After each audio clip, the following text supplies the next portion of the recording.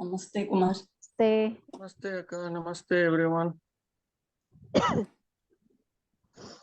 Let's start with 3 Oms.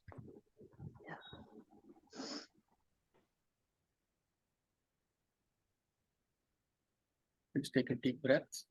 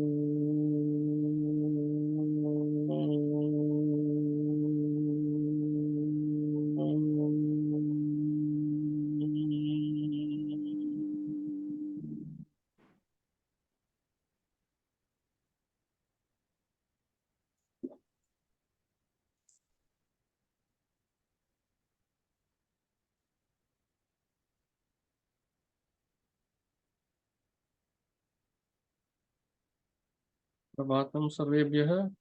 नमस्ते, नमो नमः. Kranti, go ahead, please.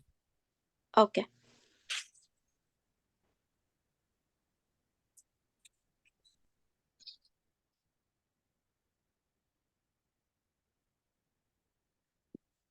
Om Shri Gurubhyo Namaha Harihi Om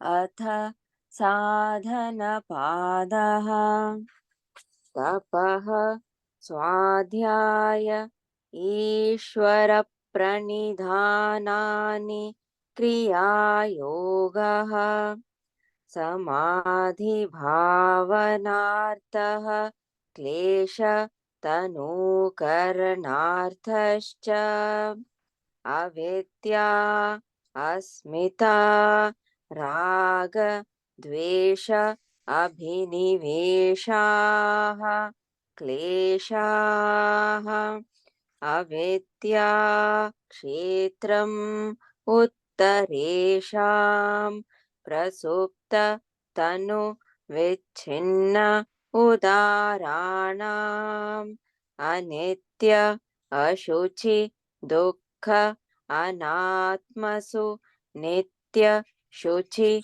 Sukha Atmakhyatihi Avidya Drigdarshana Shaktyoho Ekatmata Iva Asmita Sukhanushayi Ragaha Dukkhanushayi Dveshaha Swarasavahi Vidushopi Samarudhaha Abhiniveshaha Te Pratiprasavaheyaha Sukshmaha Dhyanaheyaha Tatvrittayaha Kleshamulaha Karmashayo Drashta Adrashta Janma Vedaniyaha Satimule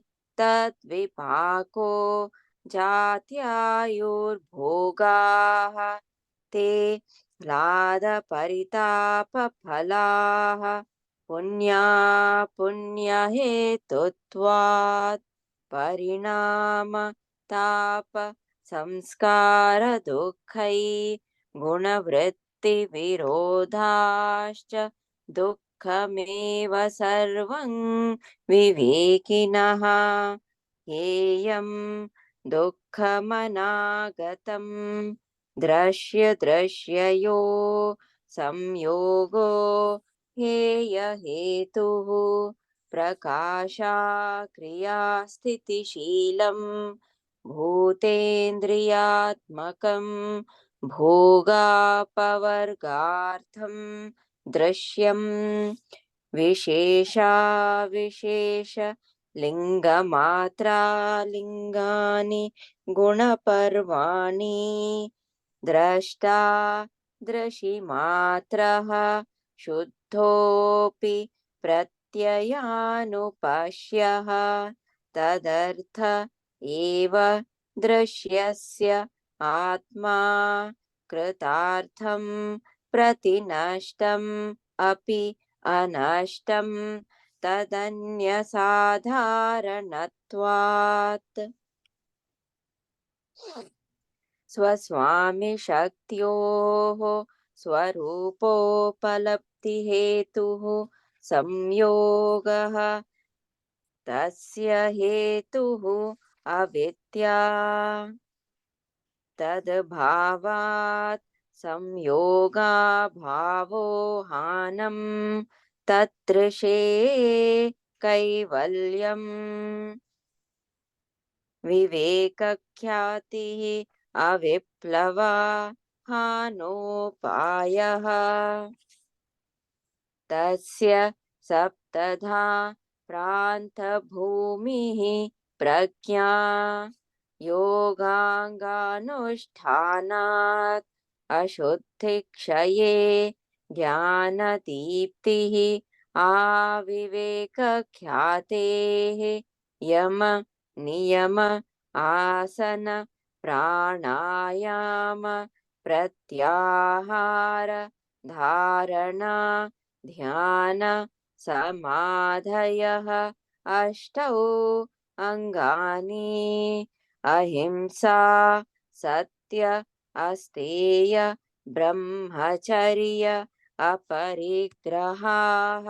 यमाः जाति देश काल समय अनवचिन्नाः सार्वभौमाः महाव्रतं शौच संतोष तपः स्वाध्याय ईश्वरप्रणिधानानि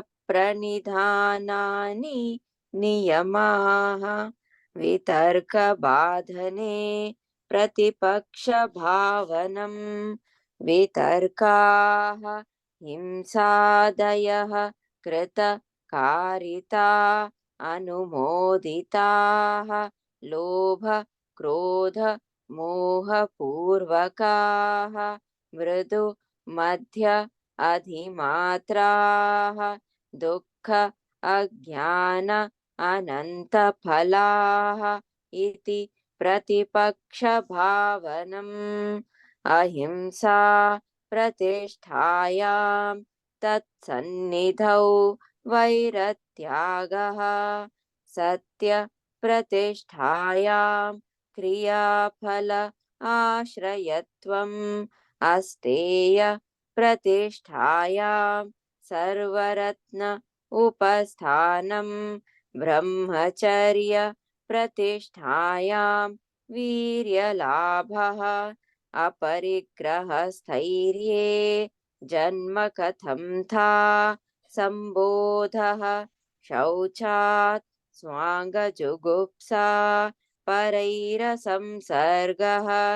सत्त्वशुद्धिः सौमनस्य ऐकाग्रय इन्द्रियजय आत्मदर्शन योग्यत्वानि च संतोषात् अनुत्तमः सुखलाभः कायेन्द्रियसिद्धि अशुद्धिक्षयात् तपसः स्वाध्यायात् इष्टदेवता संप्रयोगः समाधिसिद्धिः ईश्वर प्रणिधानात् स्थिरसुखमासनं प्रयत्नशैथिल्य अनन्तसमापत्तिभ्यां ततो द्वन्द्वानभिघातः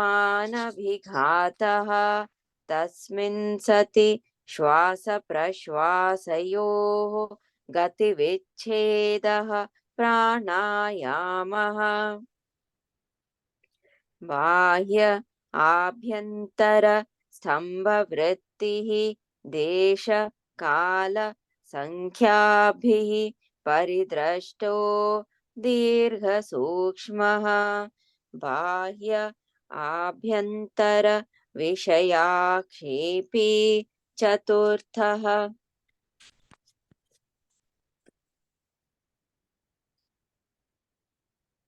Shall I finish it or shall I stop here?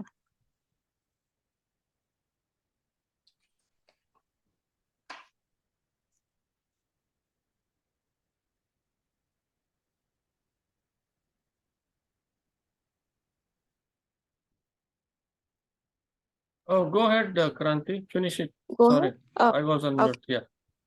yeah, okay. ततः क्षीयते प्रकाशावरणं धारणासु च योग्यता मनसः स्वविषय असम्प्रयोगे चित्तस्य स्वरूपानुकार इव इन्द्रियाणां प्रत्याहारः ततः परमावश्यत इन्द्रियाणाम् इति पातञ्जलि साधनपादः सूत्राणि. Thank you, Kranti. Thank you.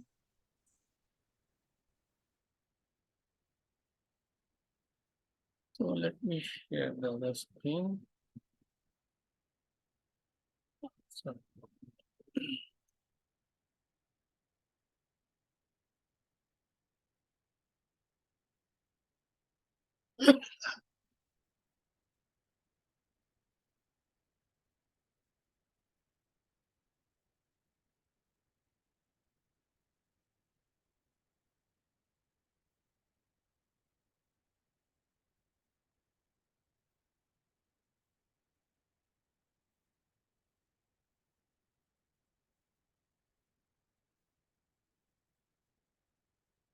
we finished with 248 last week. Sutra 248.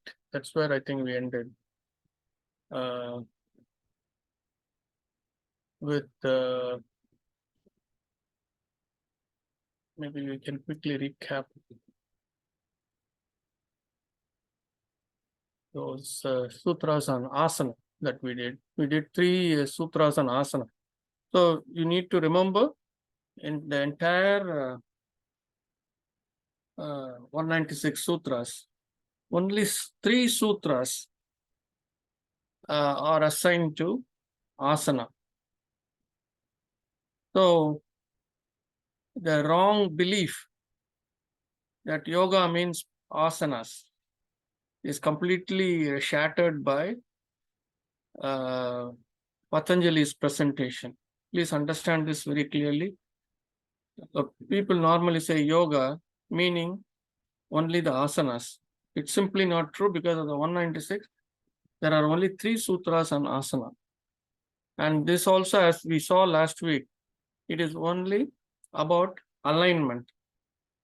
So in Sutra 46, he says, Sthira Sukham Asana. So Sthiram means firmly established. Sukham means having, feeling very comfortable and nice and enjoying that posture. That he calls as asanam. That he calls as posture, where you are nicely established without any kind of trembling, without any imbalance. You are in complete equilibrium, and you are in at complete ease. That is called asanam. Whether that is sukhasanam, whether that is padmasanam, whether that is vajrasanam, or whether that is sirasasanam, whether it is sarvangasanam, it doesn't matter. You should be completely at ease. So, or you could be sitting on a chair.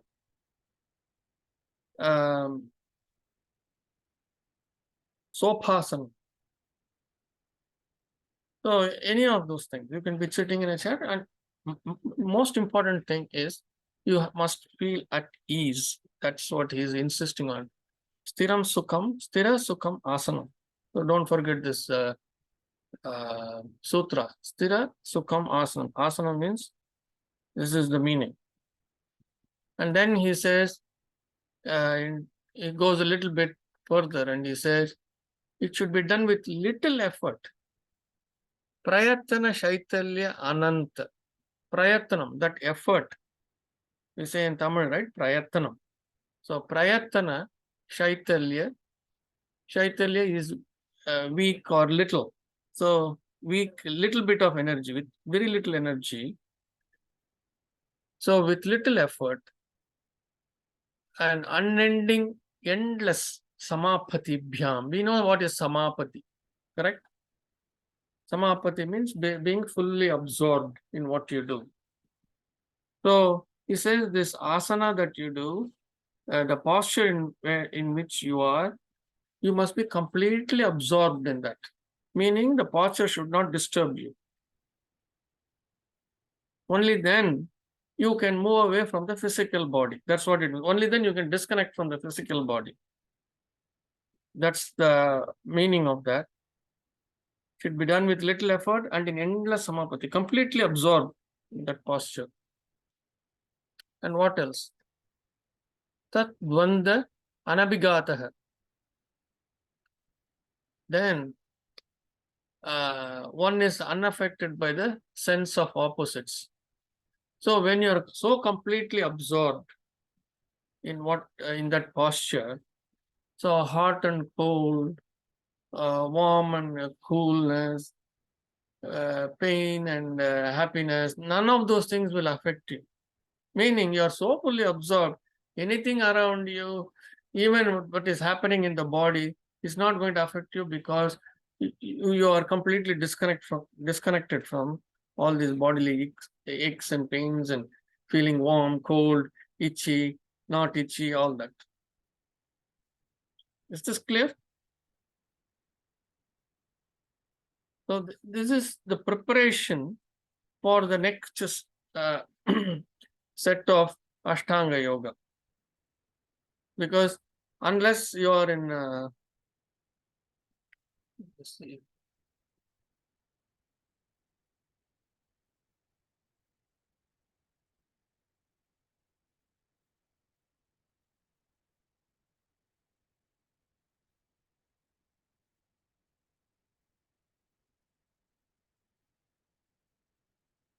I'll answer Srilata's question later.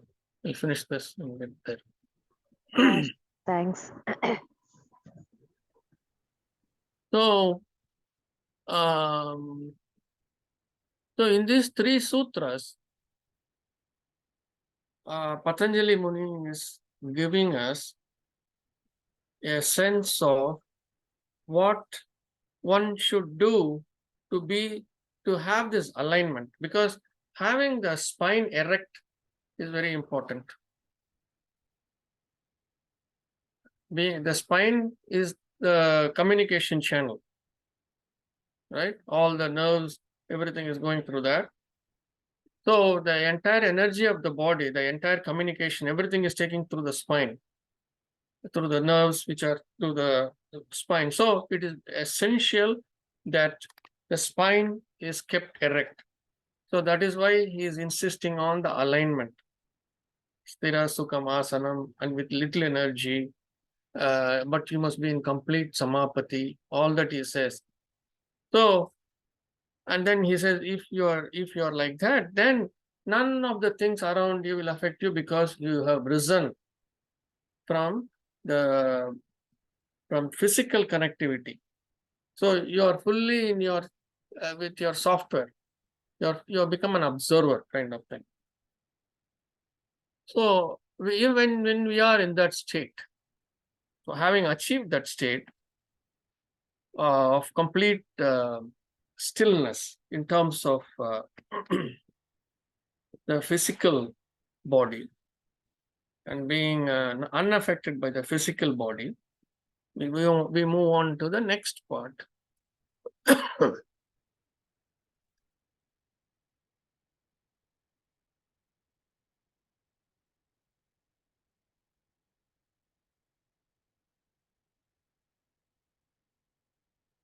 So, Sutra 249. So, before we go to Sutra 249, let me quickly answer Srilata's question here. He says, I have a doubt. If we have to worship only the unmanifest divine, why are we chanting his or her names in various forms? Doesn't that itself give a form to the divine? Absolutely. But what you have to understand is the unmanifest divine has no gender.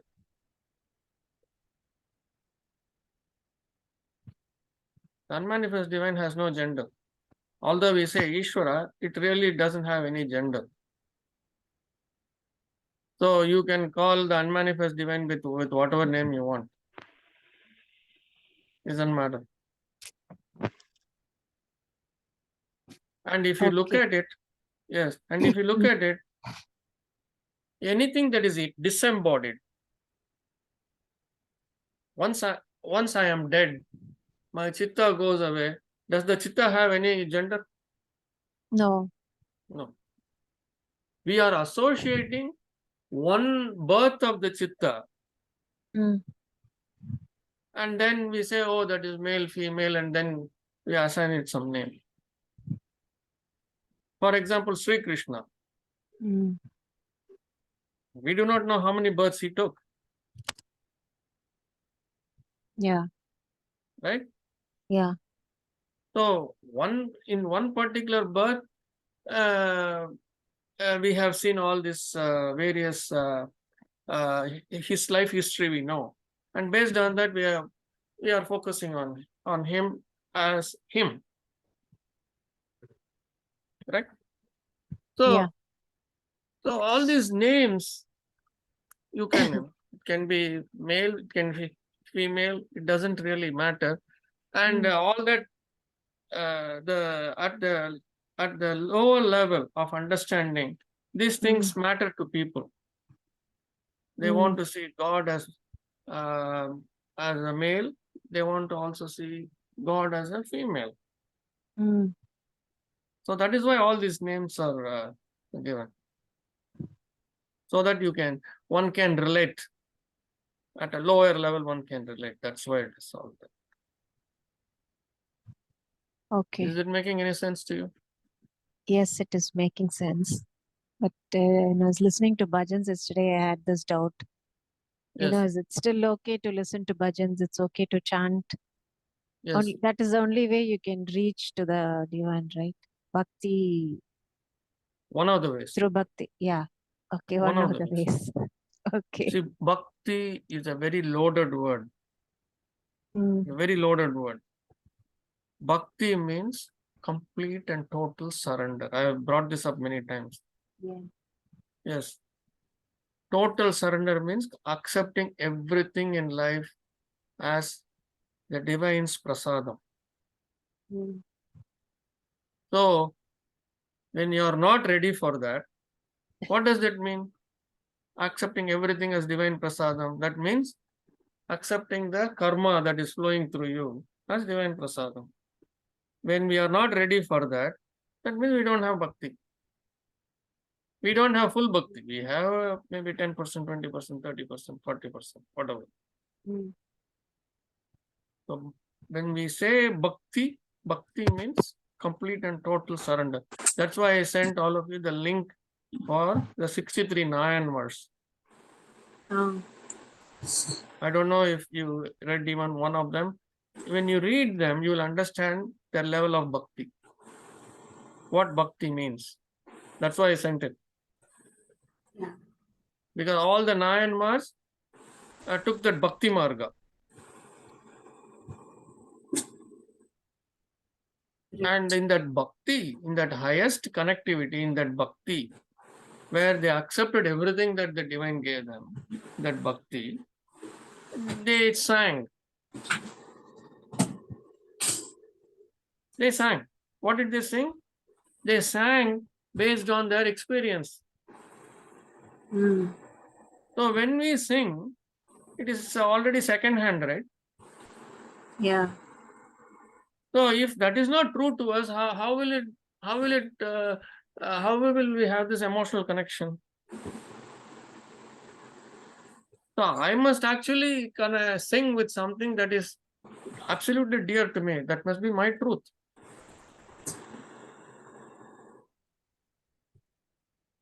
So if my connection and if my connectivity can make me only sing in Tamil, I must sing in Tamil because that is what makes sense to me.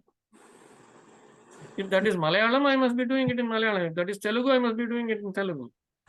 If that is Sanskritam, I do it in Sanskrit. If that is English, I do it in English. Doesn't matter.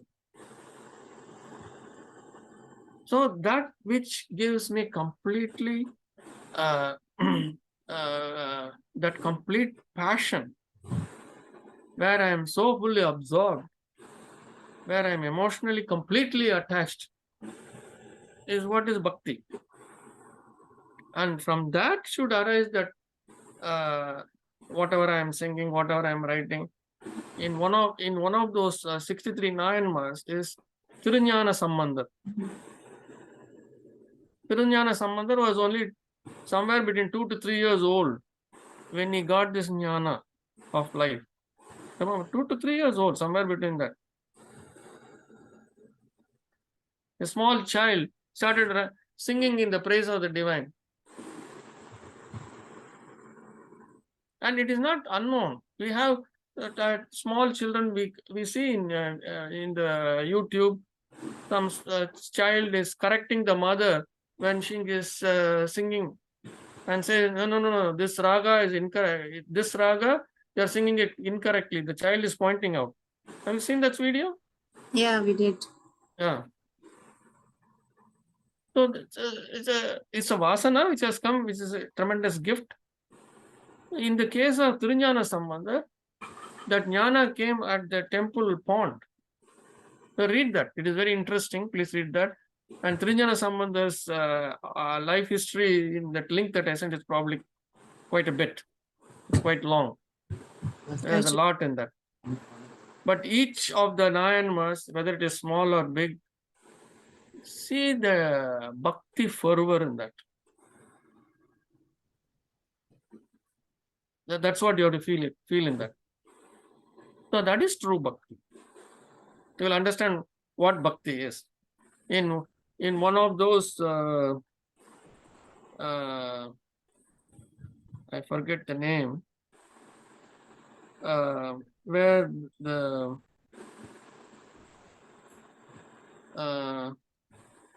this is with respect to one of the Nayanmas, upper. So he will come to one of the devotees' house. One of the devotees of Shiva, okay, not devotee of upper, but since upper is also a devotee of Shiva, those days, these great Shiva followers of Shiva, they will want to feed a monk of a Shaiva monk before they will eat the meal for that afternoon. So that day upper was there. So she cooks a meal.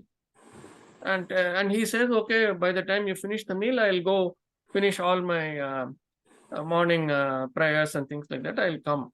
He goes to the temple, has a nice bath in the temple pond and all that, finishes and comes home.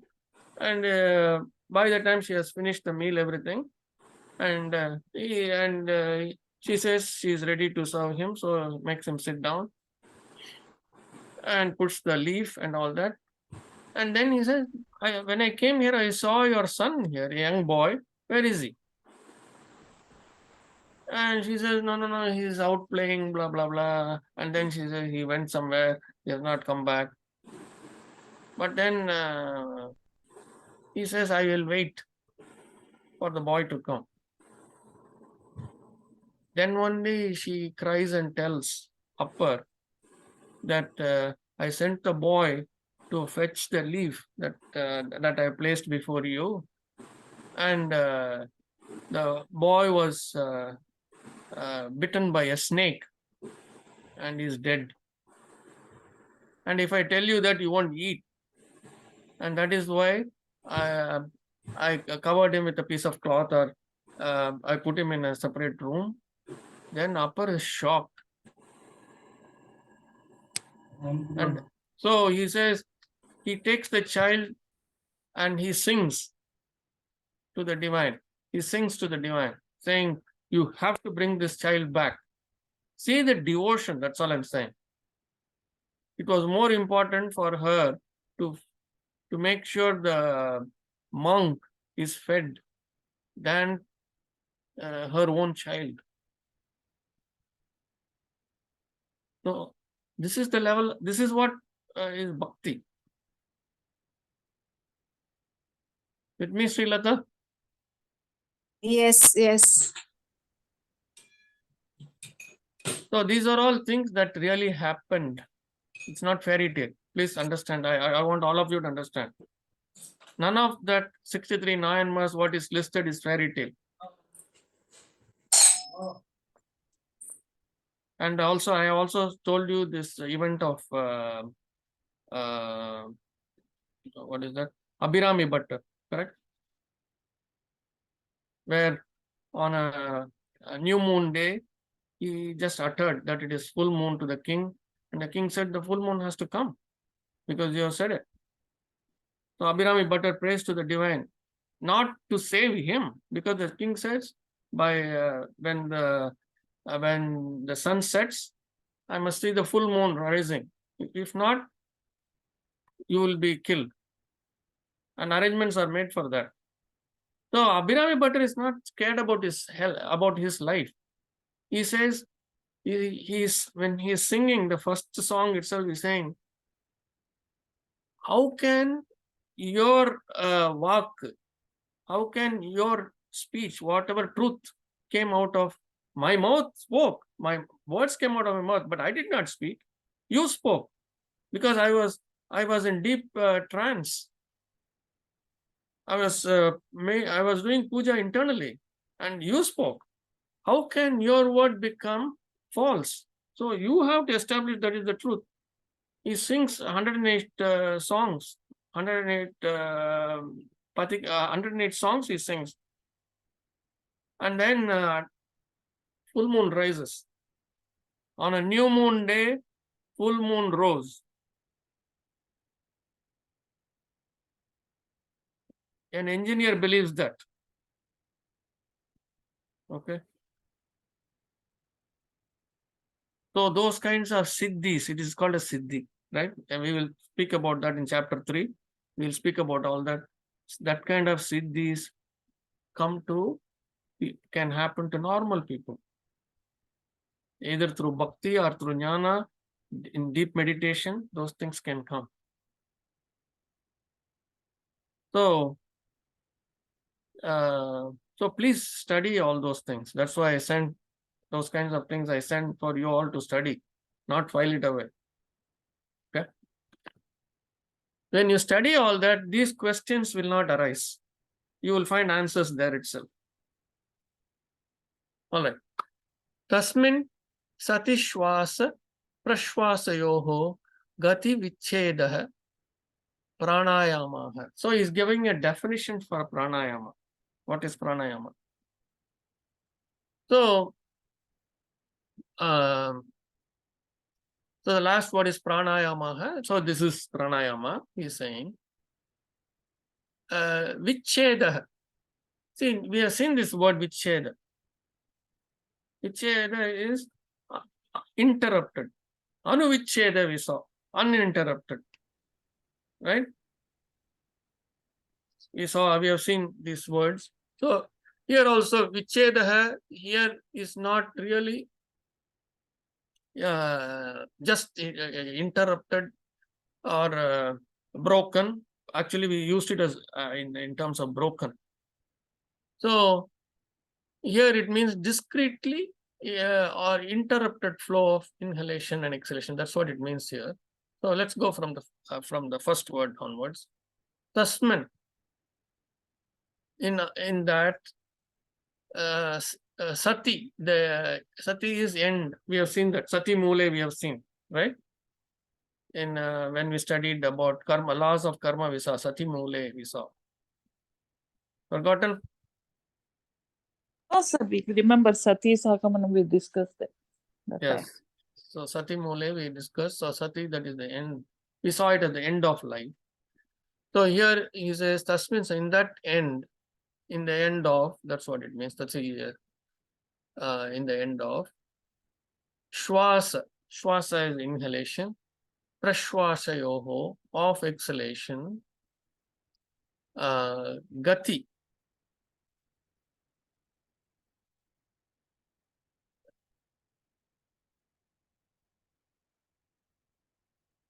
Gati. Gati is flow. Vicheda. Discretely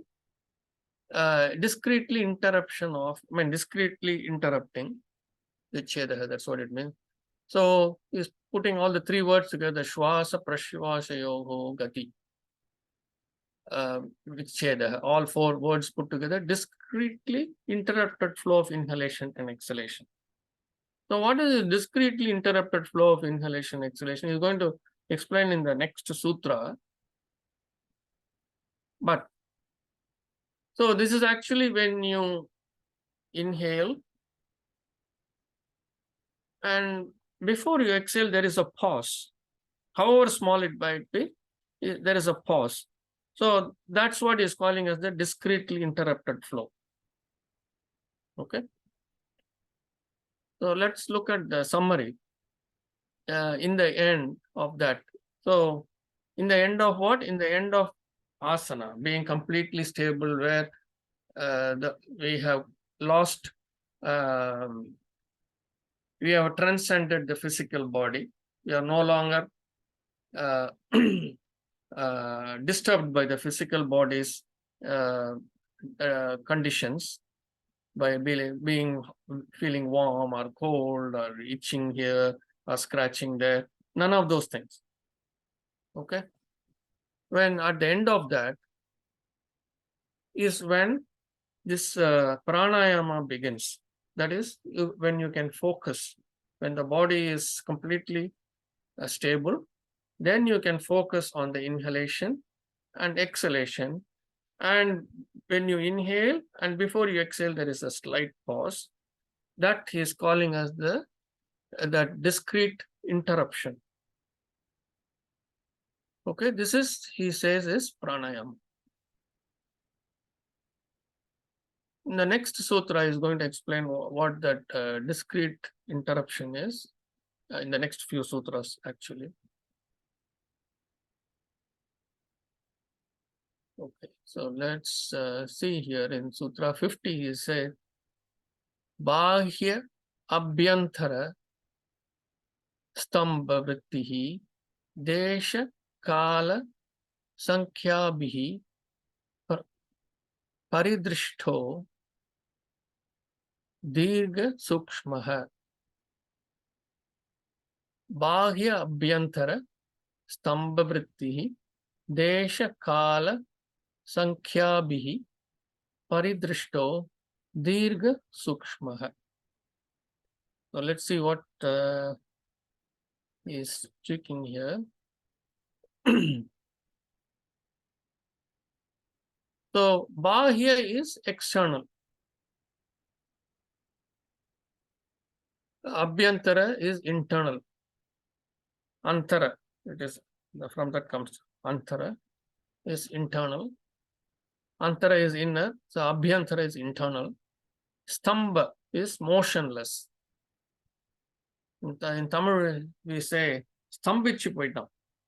That is become motionless.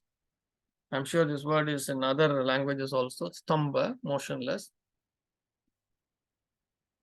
Vrittihi, we know vritti means expressions. Chitta vritti means those that come out of the chitta. Here it doesn't mean chitta vritti, he says just the vritti. So that's why when you we have to be careful when you say when you use the word vritti, you must always prefix it with chitta vritti or any other thing to say where that vritti is coming from. Vritti means that which is getting created, correct? Vritti. Vritti is newly getting created. Chitta vritti means new programs are getting created, new thoughts, which are each thought, we can call it as a small program. New thoughts are being generated. That is chitta vritti. So here it is just a vritti, that is an expression or something that is getting created.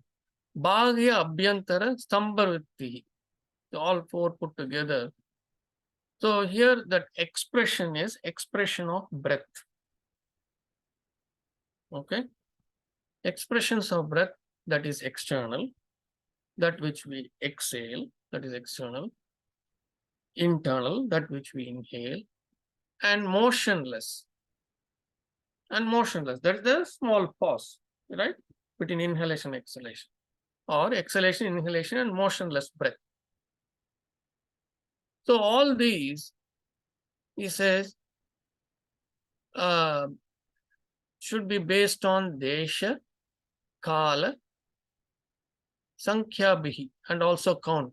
Desha, that is place, kala, time, or the period, how you breathe, for how many counts you breathe, how many counts you exhale, that kala. Sankhya bihi, and the count. Kala is actually epoch here, the period in which you live. Sankhya bihi is the count, for how many counts you are inhaling and for how many counts you are exhaling and for how many counts you are pausing. Although normal breath, that pause is very tiny. You don't even feel it. Paridrishto, drishto we know. Drishto means see, observe. Paridrishto means it must be supervised or carefully observed. Whatever you are doing. That is what is pranayama, right? Being very fully aware of your breath. Dirgha with long, sukshma is subtle. So long and subtle. So in summary, this is what it means. External, internal, and motionless breath. Pause between exhalation and inhalation is pause between the exhalation and inhalation is motionless. There is no motion, there is no air that is moving at that time. That is long and subtle.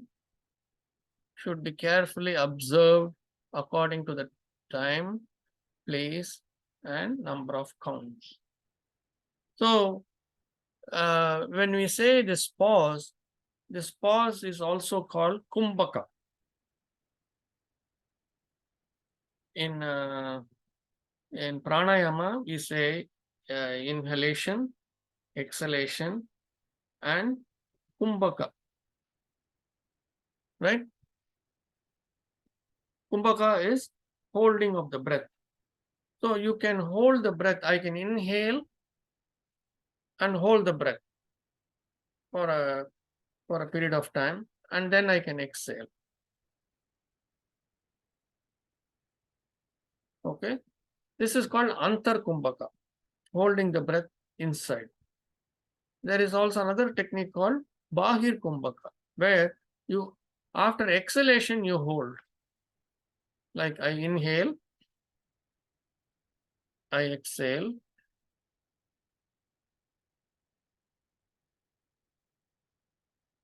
and I hold here.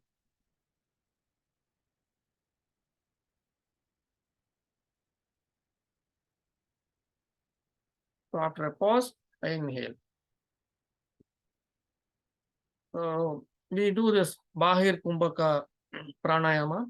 Many times we do, because this bahir kumbhaka is known to be all these things. He says it must be supervised, meaning it should be done very correctly. Especially the antar kumbhaka can cause difficulties. That's why in many of these places where you learn, they will always start with bahir kumbhaka. Okay. So bahir kumbhaka is a technique where getting affected by it, the chances are very, very, very, very low. Whereas when you do Antar Kumbhaka, you must have a sufficient skill in Bahir Kumbhaka before you can attempt Antar Kumbhaka. Okay, so that's why he says must be carefully observed or supervised. In this case, though, it means observed, must be carefully observed. When you say observed, meaning individually you must be responsible for what you're doing. Is this clear? Any questions here? Okay, let me move on.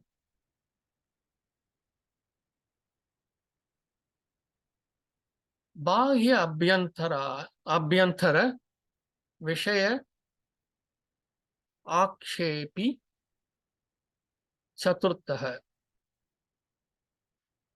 So Bahya is external, abhyantara again internal, vishaya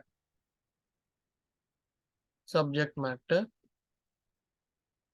We have seen this vishayas, some principle or the subject on which you are focusing, whatever. Akshepi is goes over or passes over, goes beyond, all these words. One of those things. Kshepa is throwing out, tossing away. So the akshepi is going above or going, goes beyond. That's what it means. Chaturtha is the fourth. So he has already spoken about three things: inhalation, exhalation, and the pause, kumbhaka. He has spoken about three. Now he is talking about the fourth aspect. So the fourth level goes beyond the external, internal aspects. That's what he says. So what is this fourth aspect? This fourth aspect is something that it is called Kevala Kumbhaka.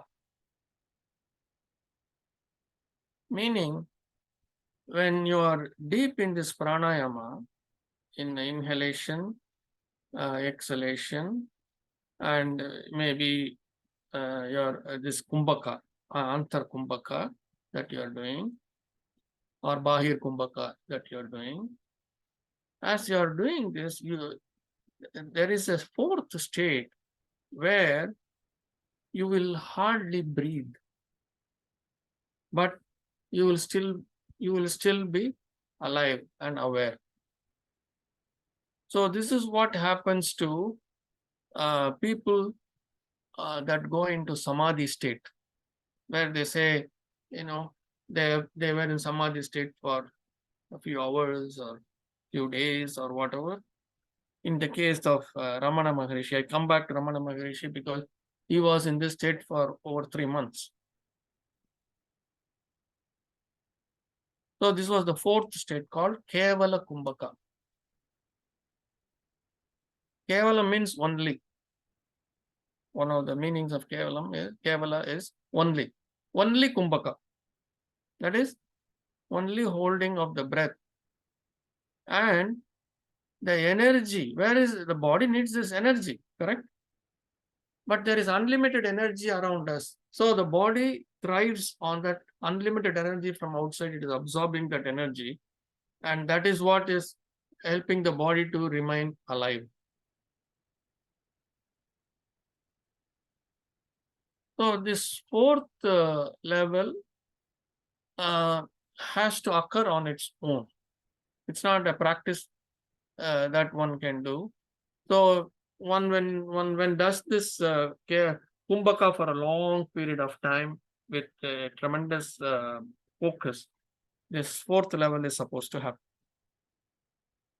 The Kevala Kumbhaka is supposed to happen. With me? Any questions?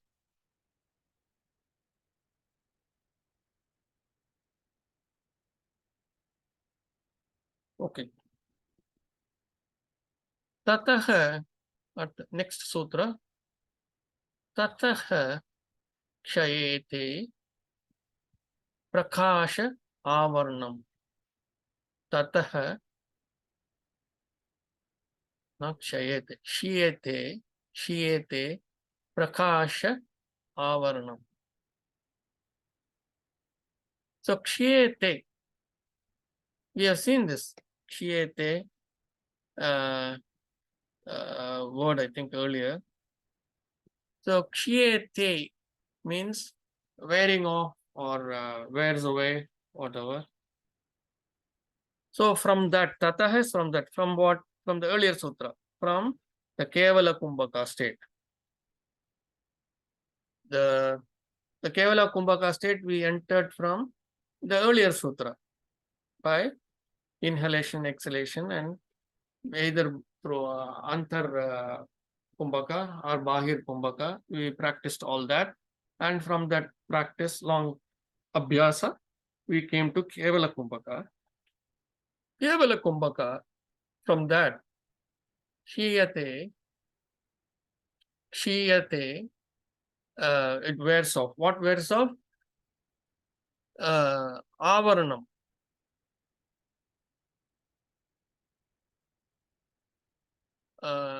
From that, the covering of the internal light. The covering of the internal light, that Atma, whatever was covering, whatever impurities were covering, that the internal light, that Atman, the Purusha inside, that wears away, that falls off. Meaning, you are being purified by this pranayama. With me?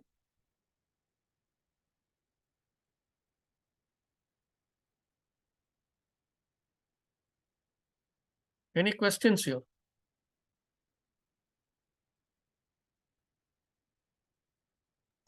Can you repeat it's 52, Kumar? Can you repeat the Sutra 52 again? 52, this sutra. Okay. Tatah kshiyate prakasha avarnam. Tatah, from that.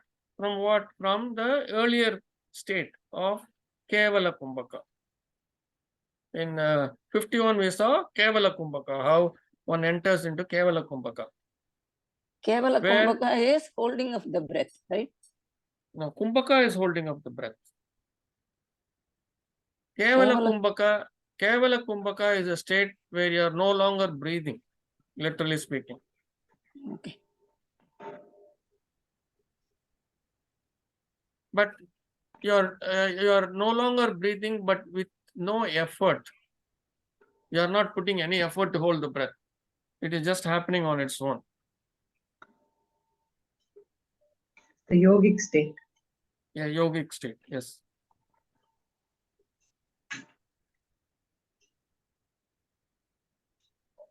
And the body, for its maintenance, is getting energy from outside.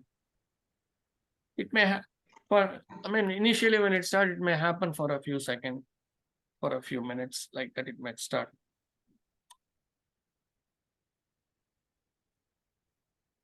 Okay.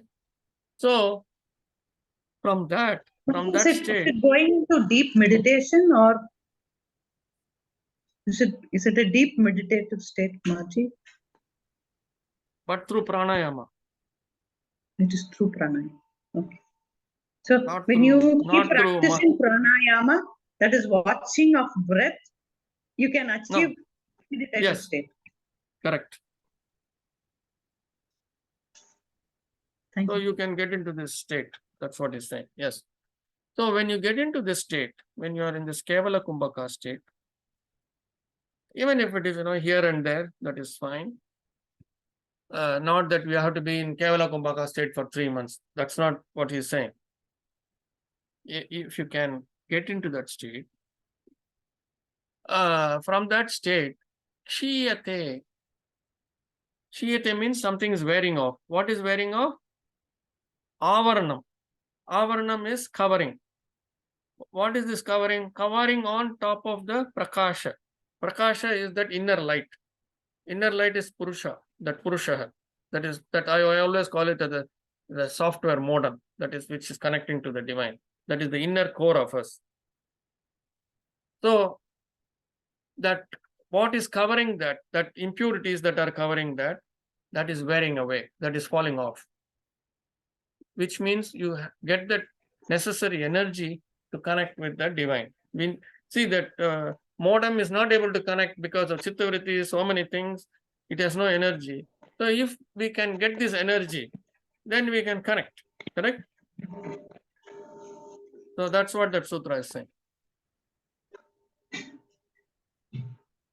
Is it clear now? Yes, Kumar. So let's move on to the next sutra. This is a very simple sutra. So he says, Kumarji, one doubt. yes. Whenever we do pranayama, Mhm. you, through constant practice of watching of breath, so if we do for a long time, you will be able to dissolve all the impurities also that you have created or accumulated. Yes. Yes. Even the thought forms will be corrected. In the thought form? Your chitta vrittis are also be controlled when we do this pranayama Yes. by watching breath. See, what happens during pranayama? You are fully focused on the prana, correct? On the breath. Yes. Yes. So when you are focused in one activity, what happens? This is what we saw in chapter 1. He gave various ways in which to focus the mind, correct? Yes. So he says you can focus on the breath, the pranayama. You can focus on a lamp, he said.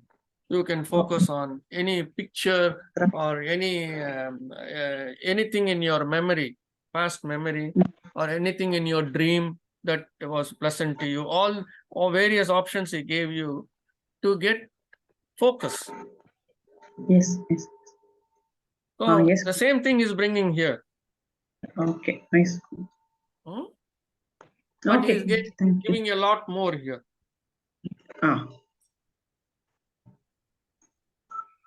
Okay. Thank you much. Okay. Dharanasu cha yogyata manasah. Dharanasu cha yogyata manasah. So dharanasu. Dharana is one-pointed focus. What is one-pointed focus? That is the focused concentration. That's what he gave a list that I just spoke about.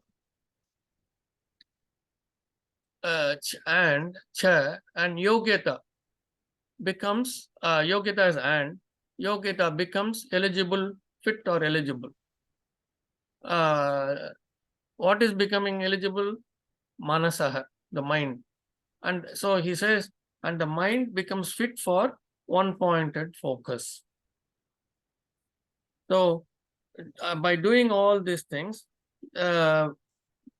this practice of pranayama, all this kumbhaka, getting into kevala kumbhaka state, at least enjoying that state here and there, you have now come to a state where you are ready for single-pointed focus. So we started with yama, niyama, asana, and pranayama. And now he says you are now ready for dharana, one-pointed focus. Okay? All right. Next sutra.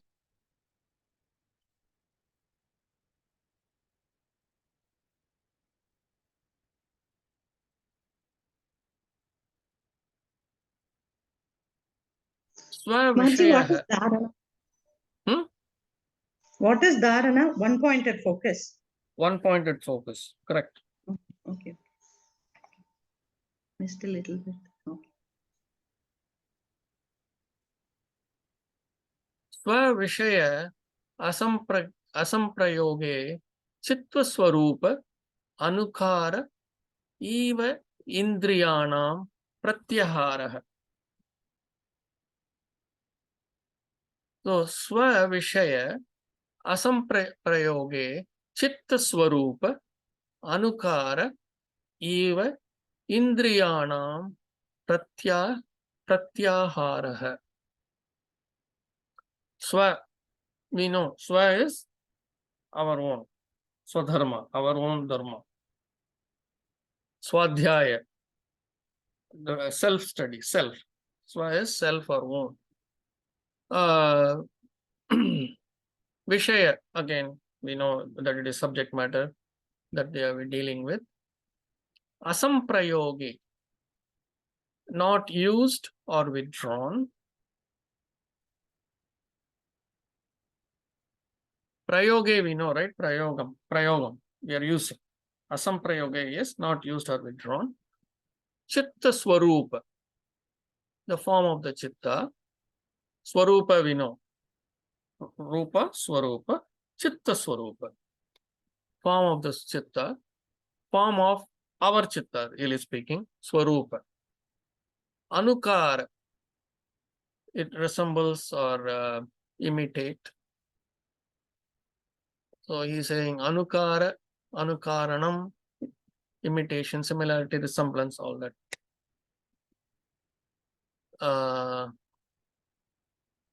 Eva, as if Indriyanam. Indriya, we know Indriya. Indriyanam is sense organs. Pratyahara. Pratyahara. So he is now describing, defining what is Pratyahara. So Yama, Niyama, Asana, Pranayama, and Pratyahara. Okay. So Pratyahara, he says, the summary, if you look at it, he says is the withdrawal of the sense organs from its subject matter, as if revealing the chitta, the computing system or software with it. I mean, chitta, we know what it is, the entire. So what he is saying in effect is pratyahara. Pratyahara is withdrawing completely from the senses, the sense organs, completely withdrawing ourselves from the sense organs. The eyes, the ears, the nose, and the mouth, all that, the touch, withdrawing from that. When we withdraw from all that, there is no input from the sense organs. We already saw the inputs. These inputs are the ones that trigger the kleshas, correct? Remember, people? The kleshas trigger the chittavrittis. Yes. So something has to trigger the kleshas. So the kleshas are triggered by one trigger. One of the main triggers when we are awake is the indriyas. The eyes. The moment you see somebody, that goes and triggers the klesha. The klesha triggers the chittavritti. Says, oh, this person is the moment you see that person, 15 years back, that person said something bad about you. All those things come back to you. And then immediately that hatred comes. And your tone changes. And you don't want even to look at that person. Immediately you turn your face away. You open the door, turn your face away. Is it something that you can associate yourself with?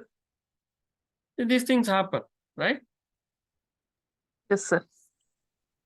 So that's what he's saying. Pratyahara is when the senses are withdrawn, when the senses are no longer bringing inputs to cause all these problems.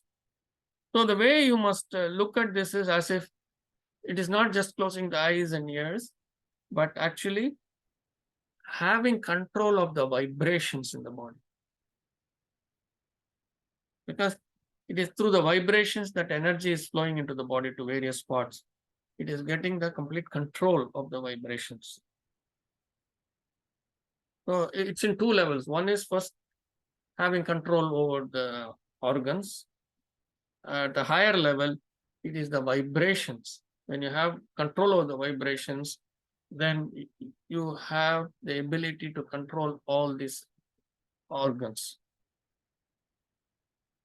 You will have the ability to filter out all these unwanted things. When you see, you will only see. If you see the person, you are seeing that person. That's all. There is no memories that are coming and flooding and making you to become nasty or making you to be highly happy, jumping around. How, when you see your grandchild, you jump more than the grandchild. Those kinds of things. Okay.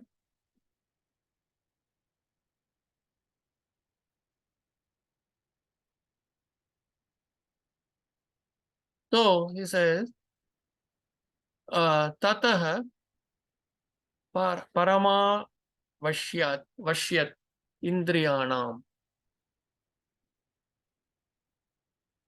So Tataha Parama Vashyat Indriyanam. Tataha, again from the earlier sutra, from that Pratyahara. Parama, ultimately, supremely, whichever one you want to take. Vashyata, controls. Indriyanam. From that one has supreme control over the sense organs. So once we have this Pratyahara, then we have complete and full control of all the Indriyas. So on that note, we finish Sadhana Pada. So we covered Yama, Niyama, Asana, Pranayama, and Pratyahara. We have not come to Dharana yet.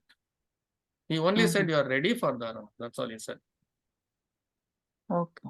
Okay, sir. So we have covered 5 aspects of Ashtanga Yoga. We have covered 5. The other 3 he is going to cover in the next chapter, which is called Vibhuti Pada. So these 5 are called Bahiranga Yoga. Bahir plus Anga, Bahiranga Yoga, because it is all external, right? Most of it is external compared to the other 3. Other 3 highly internal. That is why he did not give it here. He is reserving for the next chapter, next pada. So the other 3 is called Antaranga Yoga. So Ashtanga Yoga, there are 2 parts, Bahiranga Yoga, Antaranga Yoga. Bahiranga Yoga is Yama, Niyama, Asana, Pranayama, Pratyahara. Those 5. So the Pranayama and Pratyahara are actually transient states going into the next one. These are actually the borderline things, between completely external and completely internal. The next 3 are completely internal.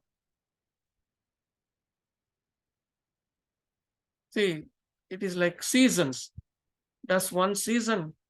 We say, we split the seasons into 3 months. It is not like one switch. We turn from spring to summer. It is a gradual change, correct? Yes, sir. So same thing. Summer to fall is a gradual change. Similarly, fall to winter is a gradual change. Similarly, winter to spring is a gradual change. Here also, if you take pranayama, the last few stages like Kevala Kumbhaka, it is already internal. It is already transcending into the internal stages. Pratyahara is going a little bit more into internal stage. Although we are withdrawing ourselves from the outer sense objects, the sense objects which are looking outwards, correct? Eyes, the ears, everything, with which we feel the external world. why pranayama and pratyahara are here? Pranayama is because we are inhaling and exhaling. Inhaling from the outer atmosphere, correct? And exhaling into the outer atmosphere. That is why it is still in the Bahiranga Yoga. Same thing with Pratyahara. Pratyahara is dealing with sense organs, which are focused outside, with which we feel the outside world. That is why it is Bahiranga Yoga. With me? Yes, sir. Yes. Oh, yeah. So this is Yes, important Maji. to understand why it is here as part of Bahiranga Yoga. Somebody asked a question.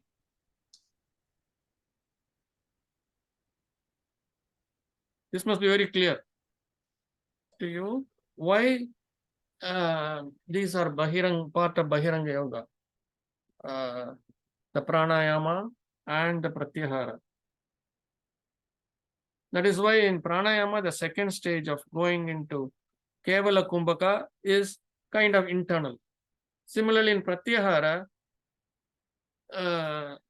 becoming fully aware of the vibrations, that is again internal.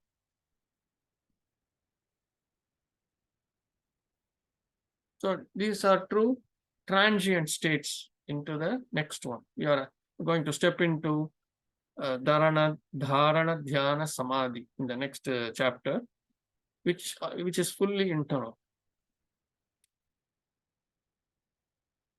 Any questions?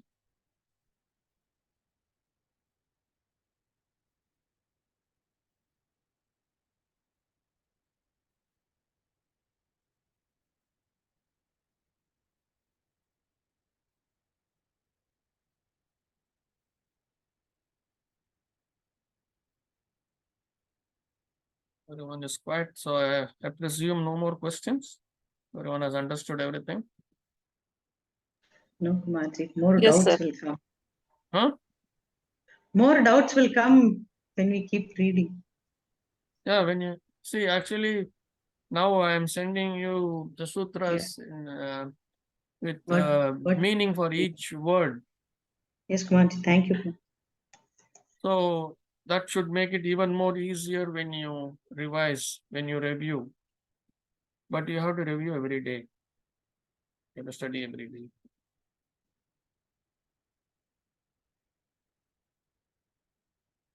Only when you do that, it will stay.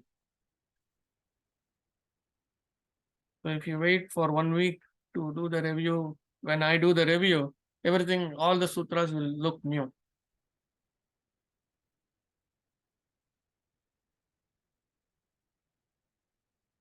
So this is the homework that you have to do. Reviewing it every day.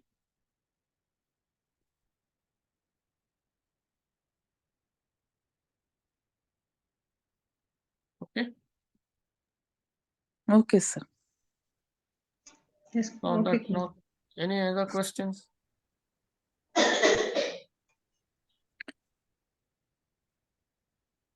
No, Srilata, all your questions. Oh, one more question is here. Chat. Oh, Yes, see. Anji, tell me. Okay. No, I asked you. Oh, Srilata, I wanted to know. All Yeah. your questions are answered. Yes, yes. Until you get the next doubt. Yes. Yes.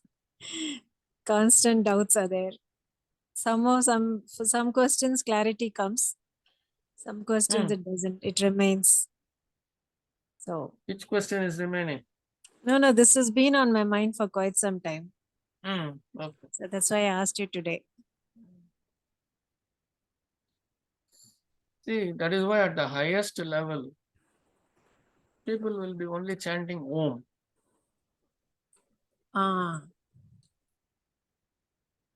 Okay. Because that is the communication, that is the language of, that's what we saw in chapter 1. That is the language of, that is how Ishvara communicates. So that's why even in some of these movies, when you see some Maharishi, some rishi is meditating, how they show the rishi. So it will be om, om, om, right? So that's what it is. But at a lower level, all these names, forms are important to be able to focus. I mean, all these things are there only to focus and to be able to relate. Yeah, I've said this a few times earlier too. In Chidambaram, there is something called, if you have been to Chidambaram temple, there is something called in the main sanctum sanctorum, right next to the sanctum sanctorum, but in the same prahara, there is something called Chidambara Ragasyam, Chidambara Rahasyam, the secret of Chidambaram. I don't know. Have you been to Chidambaram temple? No, not Yes, ma'am. not been. Somebody says yes. Sumati said yes. Sumati, yeah. No, sir. Madhavi no, but Sumati said yes, I think. Yes, ma'am. Wrong. So Sumati, did you see the Chidambara Ragasyam? I went at the stage where I did not have any knowledge of Suttama anything about it. But they You showed went? something Siddham Ragachiyam. Yes, Manji. It's very long, Oh, long you saw ago. something. You heard something, Chidambara You Ragasyam. have heard something. Yes. So what? It is right next to the Sanctum The main Sanctorum. temple. Yes. Yes. If you remember in Chidambaram temple, the main Sanctum Sanctorum is quite at an elevated level. You have to climb about 5-6 steps. It's like on a stage. In other temples, it is on the same level, but in Chidambaram, it is raised. It's raised on a nice big pedestal. So you have to walk 5-6 steps up into that stage, and then the Garbhagriha is there. Right next to the just adjacent to that, there is a you can see this a curtain. Earlier it used to be, I think, maybe what type of curtain they had. From what I know, it is always a golden leaf curtain. I think the leaf is probably resembling bilva, they say. Yes. Vilva leaves, I think. Because that is, Vilva is supposed to be a favorite leaf of Shiva, right? So you can see this curtain made of Vilva leaves, maybe 10-15 feet wide. There's a big curtain, 15-20 feet wide, right next to the adjacent. And then they'll say this is Chidambara Ragasyam, and then they'll show Harati in front of the in front of the curtain. And everyone is gone. So nobody finds out what that is. Huh?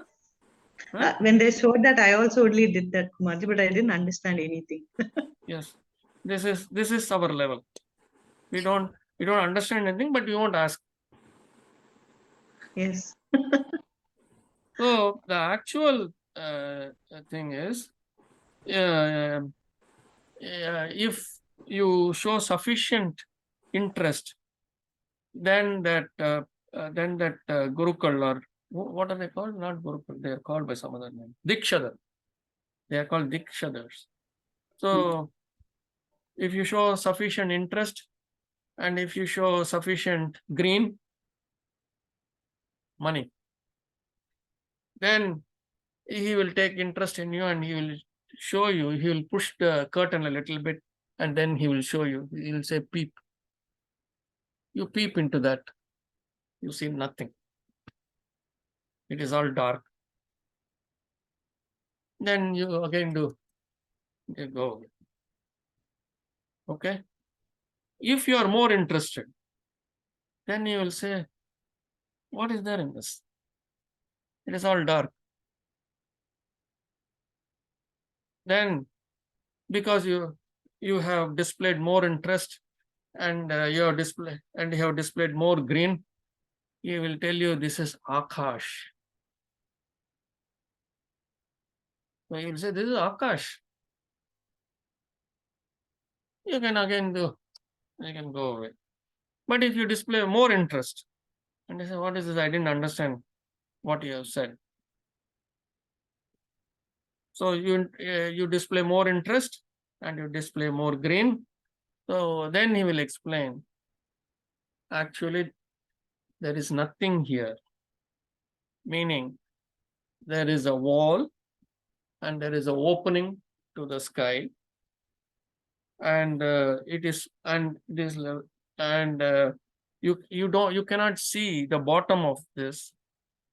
It's like there is one side, there is a rock, and there is a gap between the rock and the front part of it. So there is a gap. So the upper part is Akash. It is open to the sky. And the lower part is so deep you cannot see what it is. Meaning, this is space. Meaning, that is, this is the unmanifest divine. And this unmanifest divine, we have put this unmanifest divine as a linga here. So that is linga. And what you are seeing here as Chidambara Ragasyam is alinga. We saw alinga, right? In a number of places, alinga. Is what you remember? Alinga, matratvat, all that sutras we studied. Where there are certain states where there are no indicators. Linga means indicator. Alinga means no indicator. So this is alinga. Meaning this is that unmanifest divine. But that unmanifest divine we cannot imagine. So we have put that unmanifest divine as a linga in some form. As an indicator we have put that here. So that people who don't understand can relate to that linga. Through that linga. So if you display some more interest and you ask him, what is there on that wall? Is there anything on that wall? Then he would, because of your more interest and more money, so he will say, yes, originally there were carvings of various divine forms. And because of using this camphor, the soot from the camphor has all covered all that and it has become absolutely black. And that is why nowadays we don't go too close to that wall. We don't want more soot on that. And as per whatever shastras and agamas they have, they don't want to scrape off anything from that wall, because that is their prerogative. So you can see nothing on that wall. The wall is black. So the wall is black. The all the way down is black. Upside also, I think they have close to the golden tile, so you cannot see on the top part. So nothing you can see. So it is actually that unmanifest that is being shown there. That is the Chidambara Ragasyam. So the Chidambara Ragasyam, only an interested person, only a person who wants to know what that is, will understand. It is the concept of unmanifested divine. Correct. Concept of unmanifest. That is the Chidambara Rahasya. It is said Rahasya because there is so much to understand, correct? Yes. Without understanding, how will you understand the unmanifest divine? So you will only do this and you will come back. Yes. Yes. So do you really have to go to the Chidambaram to know unmanifest divine? Certainly No. not. But you still want to go there. Why? Because there is tremendous positive vibrations and that will affect you. That is why you go to the temple. Because of all the mantras and all the yajnas, all the homas that is done, and murtis are consecrated and constant prayers. So there is a tremendous amount of positive vibration. That's why you go to the temple, to get it free of cost. There is no cost to this. You don't even have to buy a ticket, correct? You don't have to go to Garbhagudi. You can sit anywhere in the temple and you can get all those vibrations. Free.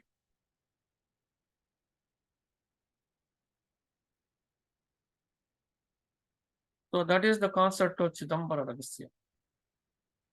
The unmanifest divine in all its glory. And unmanifest divine is everywhere in all its glory, correct?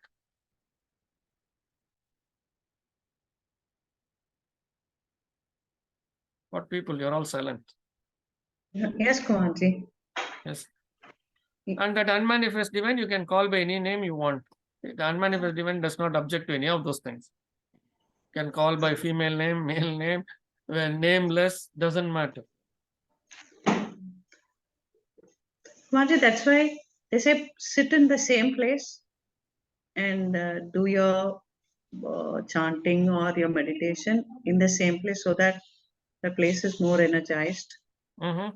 and it has a Yes. positive vibration. Is it so? Yes.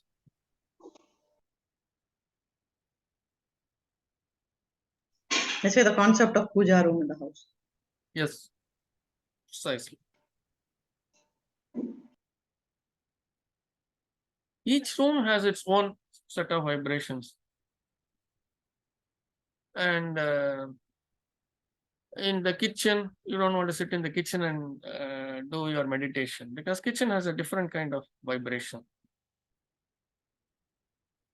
But these are all initial stages. After a certain stage, it will not matter because your vibration level is much higher, so it won't really matter. That's when you get into pratyahara and kevala kumbha. When you internalize a lot of things. Long way to go. Oh, that's very, very long way, This- Kumarji. No, it is not really. It is not really. It is mind over matter. The mind over matter. See, this is my room. I don't know if you can see. Hold on.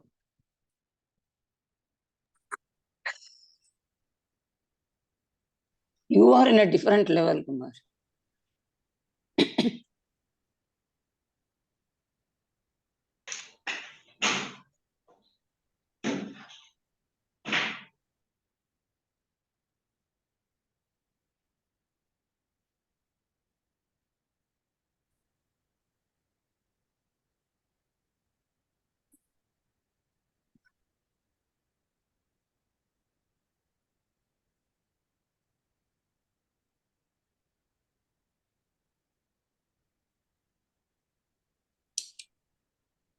So this is my room. This is my chair. Mm. Okay. This is Mm. my chair. So that's my bed. Can you see that? Can you see my bed, Yes. correct? Yeah. Yes, yes. sir. This is my bed. There's a table over there. And I have a sofa here for anybody who comes to meet me. Mm. So I can talk with them. So this is where I live, pretty much. Mm. Mm.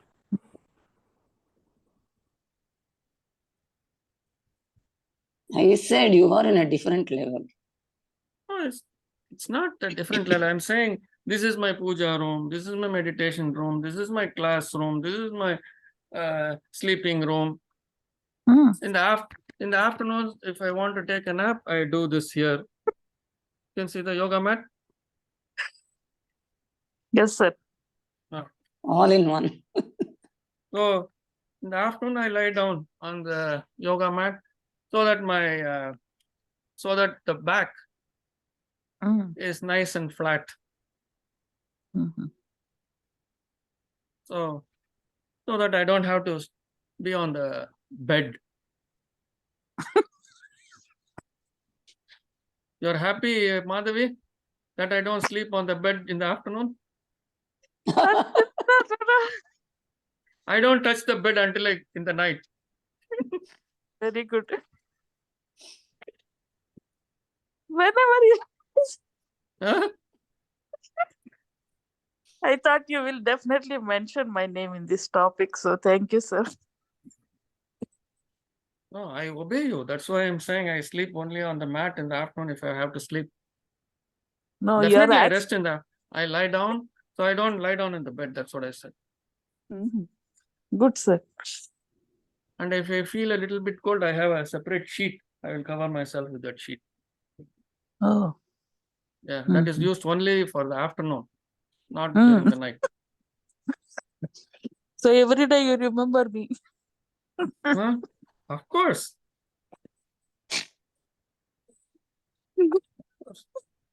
But I started this practice even before. That's knew why I you. joined in your class, sir. Some of the I don't think mat is accepted. Huh? Mat is is that? also not accepted, I think. You can lie down and no cloths should be used. Only Yeah, you can lie down probably but on. anyway, this is carpeted floor. So Mm, that's why. Otherwise, I can lie down on the floor direct. no, See, not floor. uh, Actually, wood is okay. I think wood is okay. or you have to put a mat. This bamboo mat is allowed. If you are lying on a carpet, you are not pure.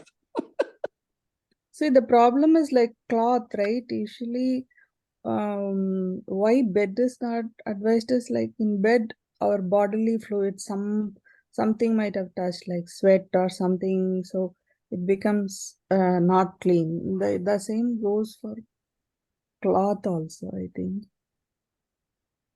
So, yeah, See, if you use fresh all clothes this every I'm day. saying, many of these things do external. not matter. Yes, do not matter after a certain time. After a certain stage, those things don't matter. Mm. Yeah, that is true. So when I am doing meditation, I'm not sitting in Padmasana, I'm not sitting in Vajrasana, I'm sitting in the sofa. When it comes to me and Madhavi, it doesn't matter if it is time to sleep, whether it's floor or no, or a seat or whatever it is, that 8 hours has to go through. That's it. We don't care where we are sleeping.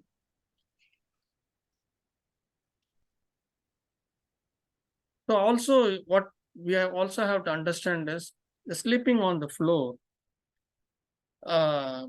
especially it is possible in warmer places like in Tamil Nadu. All through the year, you can pretty much sleep straight on. Just you can put one cloth, one sheet on the ground, and you can sleep. It's not possible in other parts of the world. So we have to align ourselves based on the place where we live. Be a Roman in Rome.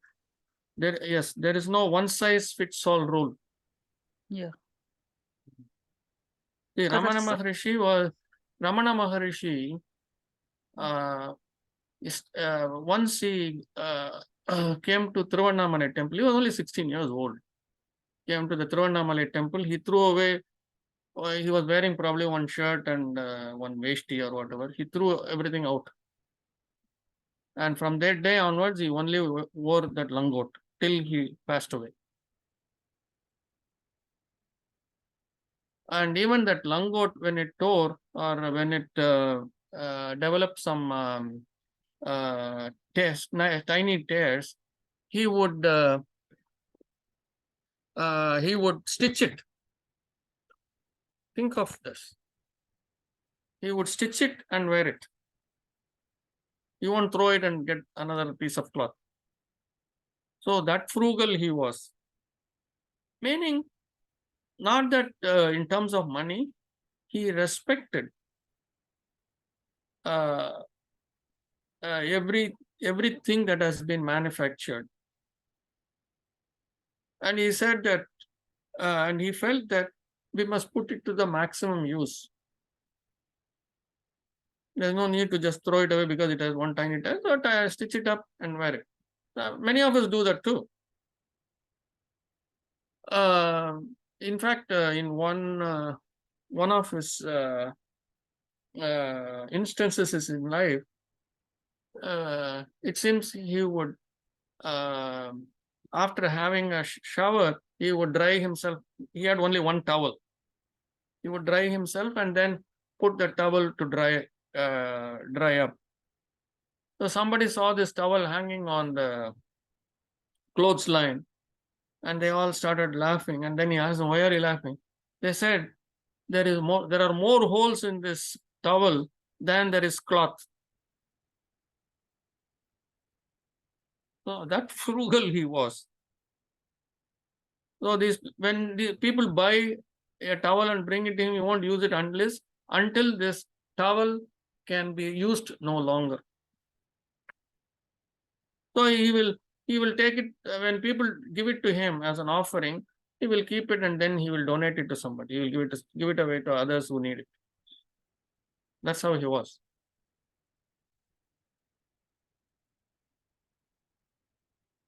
Why I came to that was even in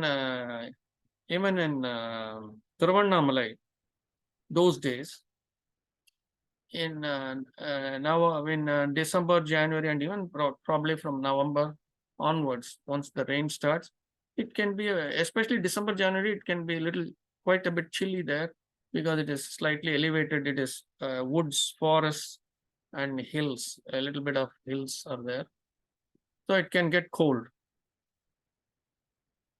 But Ramana Maharishi, even in that cool weather, which can get a little nippy in December, January time, he never wore anything on top of him.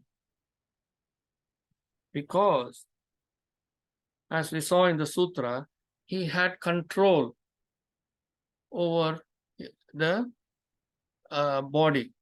He had control over the vibration. So he could control the temperature of the body. That kind of control he had.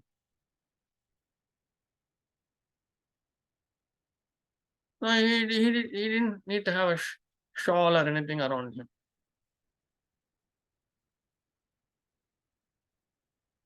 So the weather did not affect him.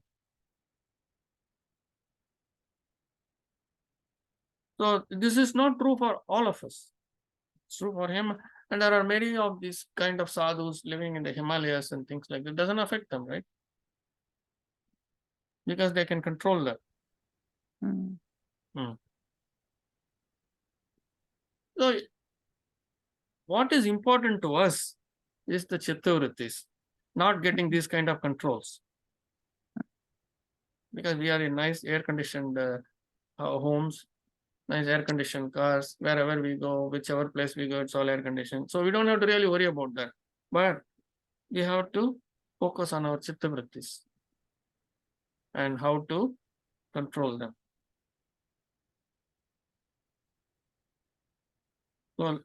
So that's what we really have to focus on. With me, everyone? Yes, sir. Yes. Yes, sir.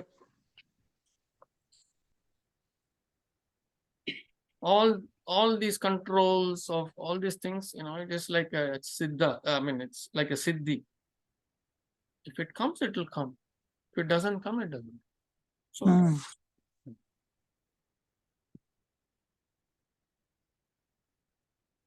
it should not come to us because we want to exhibit it to others. In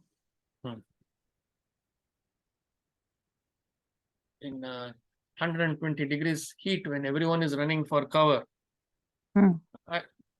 I can do a big show of sitting in that heat and not feeling the heat at all. So 10 hours, I can sit there showing off. That kind of exhibition is not necessary.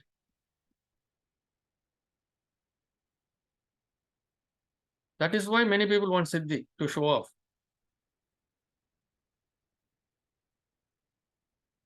And that is why it doesn't come.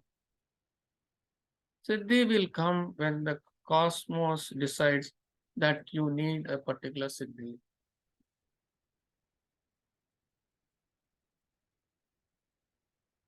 It is the cosmos that will decide, not you and me.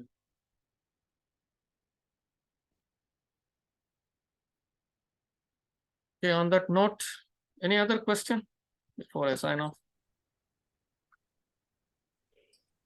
No, sir. No, sir. Next week we will start on chapter 3, which is Vibhuti Vibhuti Pada. Pada. Yeah, Vishesha Anubhuti.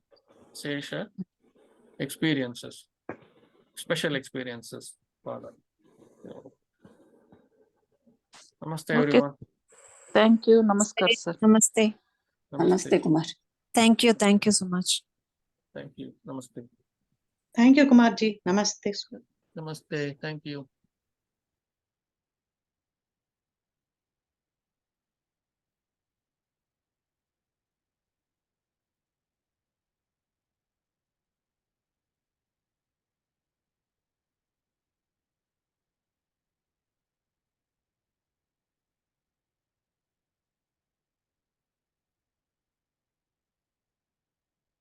After you sign off, Subramanian, I will sign off.